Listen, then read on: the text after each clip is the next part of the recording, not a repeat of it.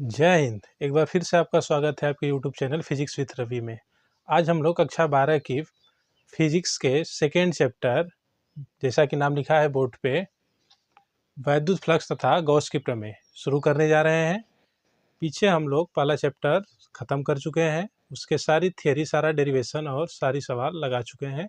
अब हम लोग दूसरा चैप्टर शुरू करने जा रहे हैं। इसमें पहला हेडिंग रहेगा वैद्युत फ्लक्स, क्षेत्रफल सदिश। क्षेत्रफल सदिश, क्षेत्रफल सदिश, एरिया वेक्टर। एरिया वेक्टर क्या होता है? क्षेत्रफल सदिश आप लोग जानते थे कि क्षेत्रफल जो है एक अदिश राशि है, लेकिन क्षेत्रफल की भी दिशा होती है, इसलिए हम लोग इसे क्षेत्रफल सदिश कहते हैं।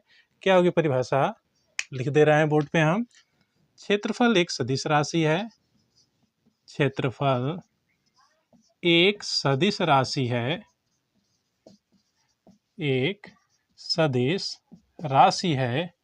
अब सदिश राशि है तो इसकी दिशा होगी, तो लिख लेंगे जिसकी दिशा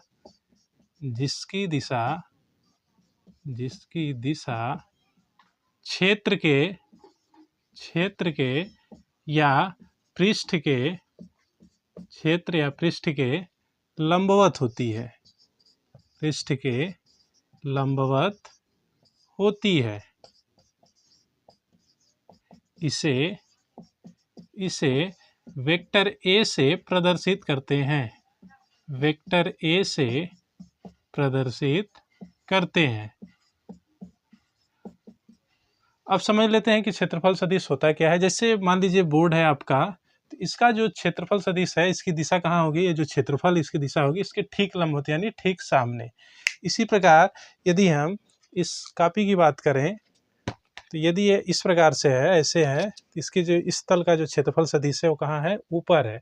यदि हम ऐसे कर देंगे तो इसका क्षेत्रफल सदिश ठीक सामने हो जाएगा। इस प्रकार कर देंगे तो इसका क्षेत्रफल सदिश सामने हो जाएगा। ठीक है, तो अब समझ में आ गया होगा क्षेत्रफल सदिश। लिख लेंगे क्षेत्रफल सदिश वेक्टर ए बराबर, क्षेत्रफल सदिश वेक्टर ए बराबर ए इंटू कैप एन, जहाँ एन क्या है? क्षेत्रफल की दिशा में एकांक सदिश। हम एक चित्र बना दे रहे हैं। जैसे मान लीजिए कोई क्षेत्रफल है, ऐसे इस प्रकार से है ये क्षेत्रफल। इसका जो क्षेत्रफल सदिश होगा ठीक ऊपर की ओर होगा, एरिया वेक्टर है। और इसी की दिशा में जो एकांक सदिश होगा उसी को हम लोग कैप एन से लिखते हैं। किससे लिखते हैं? कैप एन से। ये हो गया आपका यूनिट वेक्टर कैप एन। ये जो क्षेत्रफल हो गया इसकी ठीक ऊपर हो जाएगा इसका क्षेत्रफल सदिश। लिख देंगे जहाँ कैप एन क्या है भाई? एकांक सदिश है। एकांक सदिश है। अब हम लोग पढ़ेंगे समतल कोण के बारे में। तो अगली हेडिंग रहेगा समतल कोण। क्षेत्रफल सदिश समझ में आ गया होगा। हेडिंग लिखेंगे समतल कोण।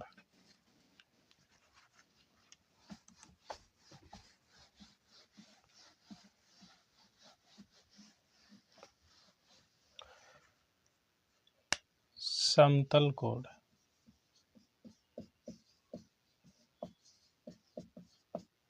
वही पिछली वाली पुरानी परिभाषा ही है। किसी चाप द्वारा किसी केंद्र पर अंतरित क्षेत्र को ही हम लोग कहते हैं समतल कोण। मान लीजिए कोई चाप यस है और इसकी रेडियस आर है, तो इस चाप द्वारा इस केंद्र पर अंतरित या घिरे हुए इस क्षेत्र को हम लोग कहेंगे समतल कोण। परिभाषा क्या बनेगी? किसी चाप द्वारा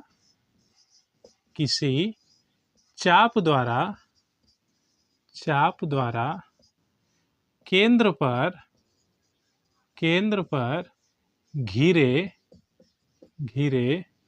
पृष्ठ या भाग, घिरे पृष्ठ को या क्षेत्र को, पृष्ठ को समतल कोण कहते हैं। समतल कोण कहते हैं। जैसा कि आप लोग जानते हो, कोण बराबर क्या होता है? चाप बटा त्रिज्या। चाप बटा त्रिज्या, या थीटा बराबर हो जाएगा चाप कितना है यस, त्रिज्या है आर, तो थीटा बराबर हो जाएगा यस बटा आर। इसे आप सदिश रूप में लिखो, कलन रूप में लिखो, तो कलन रूप में क्या हो जाएगा, ये कलन रूप में होगा डी थीटा बराबर डी एस बाई आर। आपको पता होगा जो डी है या डेल्टा जो है वो थीटा और यस के साथ ही क्यों लगा है, क्योंकि यहाँ पे थीटा और यस ही बदलेगा, आर कभी भी नहीं बदलेगा। अगला हेडिंग लिखिए घन कोण। अच्छा, इसका मात्रक क्या होगा लिख दे रहे हैं। समतल कोण का जो मात्रक है आपको पता होगा क्या होता है, रेडियन। ठीक है, अब हम लोग घन कोण के बारे में पढ़ेंगे। क्या होता है घन कोण? सबसे पहले एक फिगर बना लेंगे। मान लीजिए कोई गोला है और इस गोले का हमने कोई एक पृष्ठ इतना ले लिया, गोले का पृष्ठ हमने ले लिया। इस गोले के पृष्ठ द्वारा इसके केंद्र पर अंतरित कोण को हम लोग कहेंगे घन कोण। परिभाषा लिख लेंगे, किसी गोले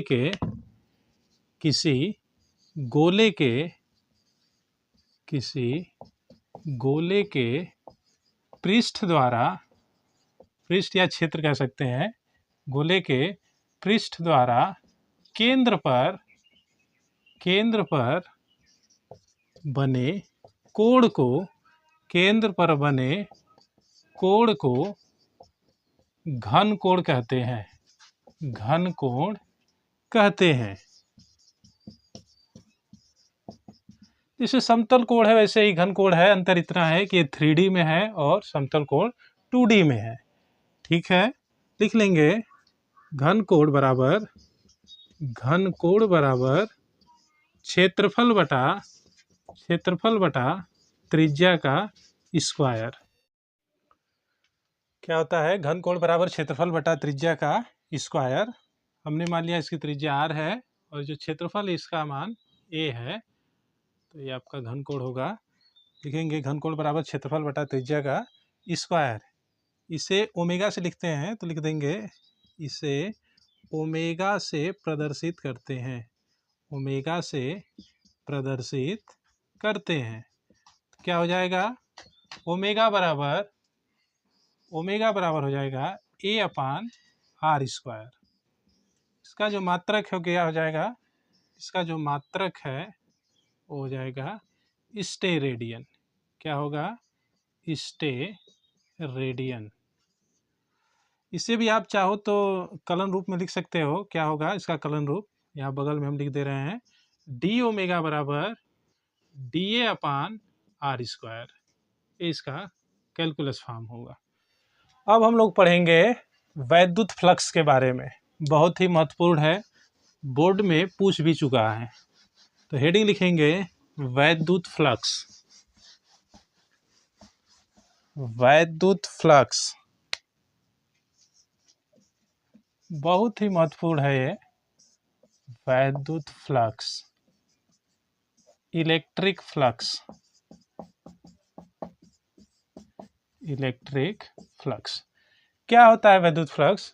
किसी वैद्युत क्षेत्र में किसी क्षेत्रफल से गुजरने वाली वैद्युत बल रेखाओं की संख्या को ही हम लोग कहते हैं वैद्युत फ्लक्स। जैसे मान लीजिए कोई वैद्युत क्षेत्र है और इस वैद्युत क्षेत्र में बल रेखाएं गुजर रही हैं और हमने कोई एक क्षेत्रफल रख दिया यहाँ पे। इस क्षेत्रफल सदिश इस क्षेत्रफल से जितनी बल रेखाएं गुजरेंगी वही हो जाएगा वैद्युत फ्लक्स। तो गुजरने वाली उन बल रेखाओं की संख्या को ही हम लोग कहेंगे वैद्युत फ्लक्स। तो परिभाषा लिख लेंगे इसकी हम लोग, किसी वैद्युत क्षेत्र में किसी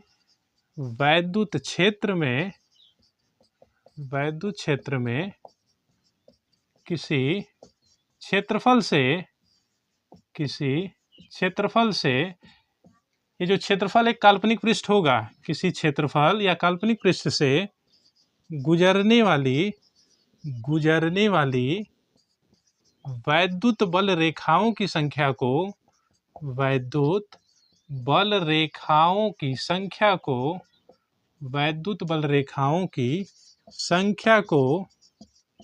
वैद्युत फ्लक्स कहते हैं, वैद्युत फ्लक्स कहते हैं। वैद्युत फ्लक्स कहते हैं। इसे फाई ई से प्रदर्शित करते हैं। कहीं कहीं फाई भी लिखता है, हमने फाई ई इसलिए लिख दिया कि ई का मतलब हो जाता है वैद्युत क्षेत्र, तो फाई ई से प्रदर्शित करते हैं। फाई ई से प्रदर्शित करते हैं। वैद्युत फ्लक्स फाई बराबर होता है, वैद्युत फ्लक्स फाई बराबर होगा, वैद्युत फ्लक्स फाई बराबर होता है ई ए, जहाँ ई वैद्युत क्षेत्र है और ए क्षेत्रफल सदिश है। मान लीजिए कोई क्षेत्रफल है और इस क्षेत्रफल सदिश की दिशा कहाँ होगी, इस साइड होगी, और इस क्षेत्रफल से कई बल रेखाएं गुजर रही हैं। तो इन बल रेखाओं की संख्या को ही हम लोग कहेंगे वैद्युत फ्लक्स। ऐसा भी हो सकता है कि जो वैद्युत बल रेखाएं हैं ये क्षेत्र से किसी कोण पर गुजरे। यहाँ लिख लेंगे, यदि बल रेखाएं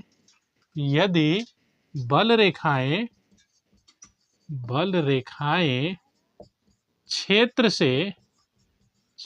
से थीटा कोण पर गुजरे, तब वैद्युत फ्लक्स फाई बराबर होगा ई ए कॉस थीटा। कितना होगा, ई ए कॉस थीटा। इसका भी फिगर हम यहाँ पे बना दे रहे हैं। मान लीजिए कोई आपका क्षेत्रफल सदिश है, इसकी दिशा ऊपर की ओर है, ऐसे क्षेत्रफल सदिश है, इसकी दिशा ऊपर की ओर है, और ये जो बल रेखाएं हैं वो क्षेत्र से एंगल पे गुजर रही हैं, और कितना एंगल है, थीटा है। तब इसके लिए फार्मूला होगा फाई बराबर ये कास थीटा। आप जानते हैं ए डॉट बी बराबर और ए क्रॉस बी बराबर, ए डॉट बी बराबर ए बी कास थीटा और ए क्रॉस बी बराबर ए बी साइन थीटा। इसे हम लोग लिख सकते हैं फाई ई बराबर vector E dot vector A. ध्यान देना, इस फार्मूले पे सवाल अक्सर पूछता है। फाई ई बराबर vector E dot vector A. अब हम लोग वैद्युत फ्लक्स का मात्रक और विमा जान लेते हैं, क्या होगा वैद्युत फ्लक्स का मात्रक और विमा। आपने देखा वैद्युत फ्लक्स फाई बराबर है ई ए, तो वैद्युत फ्लक्स का जो मात्रक होगा वो क्या होगा, फाई ई बराबर होगा, ई का मात्रक होता है न्यूटन प्रति कूलाम, और ए का मात्रक होता है मीटर स्क्वायर। तो फाई ई का मात्रक हो जाएगा न्यूटन मीटर स्क्वायर प्रति कूलाम। यहीं पे हम लोग इसकी विमा भी लिख लेंगे। विमा क्या होगी, विमा फाई ई बराबर होगा, न्यूटन बल है, बल की विमा होती है M L T minus 2 metre, यानी L2 हो जाएगा, नीचे कूलाम है यानी AT हो जाएगा। इसकी जो विमा हो जाएगी फाइनली हो जाएगी एम एल, यहाँ पे एक है और यहाँ पे 2 है, तो हो जाएगा एम L3 T, एक नीचे ऊपर जाएगा तो -1 और बढ़ जाएगा, हो जाएगा T -3, ए भी ऊपर जाएगा तो ए -1, यानी वैद्युत फ्लक्स की विमा होगी ML3 T -3 A -1। अब हम लोग इस पे आधारित एक सवाल लगा लेते हैं। सवाल हम पढ़ रहे हैं, सवाल आपको बोर्ड पे दिखेगा। सवाल है, एक समान वैद्युत क्षेत्र सदिश वेक्टर ई बराबर 2i + 3j - 4 के वोल्ट प्रति मीटर में एक पृष्ठ के क्षेत्रफल वेक्टर ए बराबर -4 के मीटर स्क्वायर से गुजरने वाले वैद्युत फ्लक्स की गणना कीजिए।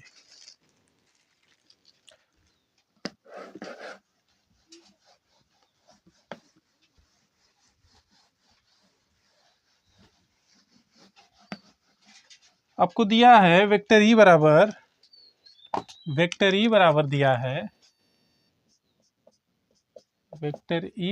है 2i + 3j - 4 के, 2i + 3j - 4 के, और क्षेत्रफल सदिश दिया है वेक्टर ए बराबर माइनस का 4k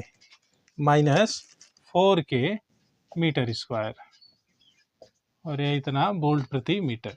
आपसे वैद्युत फ्लक्स पूछा है, तो आप जानते हो वैद्युत फ्लक्स फाई बराबर होता है, वैद्युत फ्लक्स फाई बराबर होता है vector E dot vector A, इनका डॉट गुणन करा लेंगे, ई का मान रखेंगे 2i plus 3j minus 4k, और ए का वैल्यू है माइनस 4k। आप देख रहे हो कक्षा 11 में सीखा होगा इनका डॉट मल्टीप्लिकेशन करना, तो आई का आई से करते हैं, जे का जे से और के का के से, तो यहाँ पे के का के से हो जाएगा, तो -4 का गुणा -4 में हो जाएगा, कितना हो जाएगा प्लस का 16, मात्रक क्या होगा इसका न्यूटन मीटर स्क्वायर प्रति कूलम। तो बच्चों आज की वीडियो में इतना ही, अगले वीडियो में हम लोग गॉस की प्रमेय पढ़ेंगे। वीडियो को ज़्यादा से ज़्यादा लाइक शेयर सब्सक्राइब करें। धन्यवाद।